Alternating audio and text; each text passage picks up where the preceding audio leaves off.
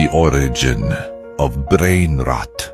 Once upon a time, there was a group of 7 children. Tralalero, tralala, lirili, larila, chimpanzini, bananini, bobrito, bandito, truly mero, truly china, and the 2 famous brothers, Bombardino, Crocodilo, and Bombini, Gustini. All of them are the result of cruel human experiments.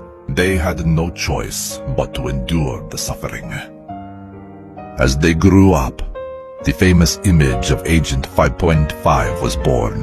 From that moment forward, each followed their own path, though their motives differed. Some set out to help humanity progress, while others were driven by vengeance, determined to bring about its destruction.